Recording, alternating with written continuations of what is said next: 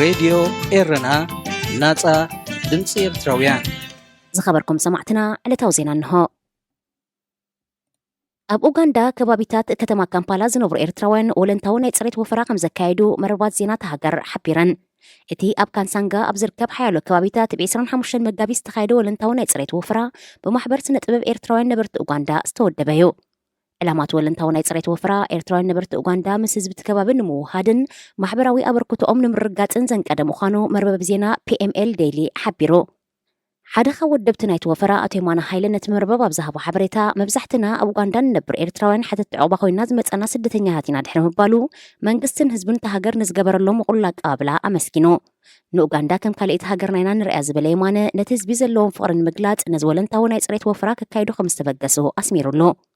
እቲ ተበግሶ ኣብ መንጎ ማሕበረኮም ኤርትራውያንን ዜጋታት ኡጋንዳን ምሕዝነትን ምውህሃድን ንምሕያል ከተባብዕ ከም ዝኽእል እውን ጠቒሱ። ሳሙኤል ኢጋኪስካይ ዝተባህለ ሓደ ካብ ምምሕዳር ከባቢ ካንሳንጋ ብወገኑ ኣብ ዝሃቦ ቃል ኣብ መጀመርያ ኤርትራውያን ከም ወፃእተኛታት ይረኣዩ ምንባሮም ብምምልካት ኣብዚ እዋን እዚ ግና ኡጋንዳውያን ብዘይ ፀገም ምስኦም ሓቢሮም ክነብሩ ከም ዝኽእሉ ተማሂሮም እዮም ክብል ኣስሚሩሎ።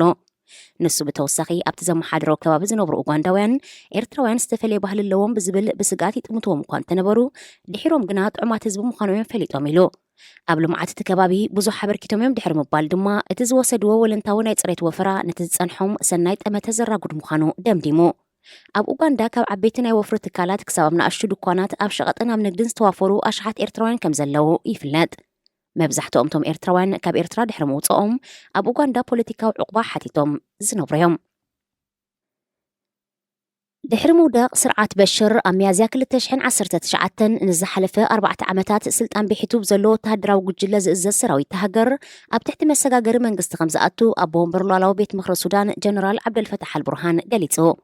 እቲ ጀነራል ነዚ ዝገለጸ ነቲ ብጀነራል ሓምዳን ዶጋሎ ሓምቲ ዝምራሕ ተወርዋሪ እዝን ካልኦት ኣሃዱታትን ብምጥርናፍ ሃገራዊ ሰራዊት ንምቋም ኣብ ዝካየድ ዘሎ ዘተዩ ምስ ኣዘዝቲ ሰራዊት ዘተዘካይዱ ዘለዎ ፖለቲካውን ሓይልታት ሃገር ብቐዳምነት ካብ ዘቕርብዎ ዘለዉ ጠለባት ሓደ እቲ ብጀነራል ሕሚቲ ዝምራሕ ተወርዋሪ እዝን ካልኦት ኣሃዱታትን ብሓደ ተጠርኒፎም ብስም ሃገራዊ ሰራዊት ኣብ መሰጋገሪ መንግስቲ ክእዘዙ እዩ። ብሲቪላዊ ወገን ዝምራሕ መሰጋገሪ መንግስቲ ሱዳን ኣብ ዝመጽእ ወርሒ ሚያዝያ ክቐውም ትፅቢት ይግበረሉ። ኣሳት 10,000 ብዝሒ ሰራዊት ዘለዎ ሓውሲ ሚሊሻ ዝኾነ ተወርዋሪ እዝን ካልኦት ኣሃዱታትን ብሓደ ብምጥርናፍ ኣብ ትሕቲ መሰጋገሪ መንግስቲ ንምእታዎም ሓደ ካብ ዓበይቲ ብድሆታት ናይቲ ዘተ ምዃኑ ይግለጽ።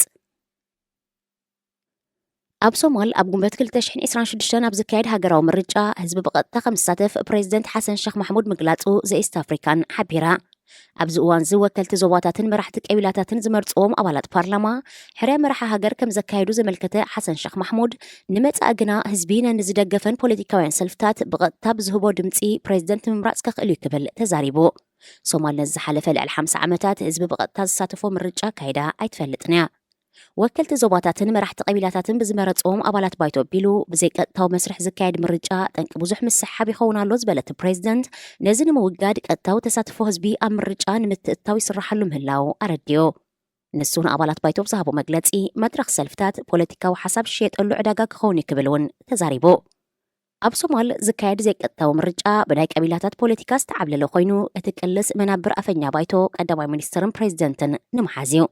ፕሬዚደንት ሓሰን ሼክ ማሕሙድ ካብ 2012 ክሳብ 2017 ፕሬዚደንት ሶማል ዝነበረ ኮይኑ ኣብ ዝሓለፈ ዓመት ኣብ ዝተኻየደ ምርጫ ድማ ደጊሙ ንኻልኣይ እዋን ከም ዝተዓወተ ይፍለጥ። ኣልሸባብ ንምድምሳስን ኣብ ሶማል ሓድሽ ፖለቲካዊ መድረክ ምፍጣርን ነዚ ዝቕፅል 4 ዓመታት ዘመነ ስልጣኑ ሰሪዕዎ ካብ ዘሎ ቀዳማይ ዕላማታት እዩ።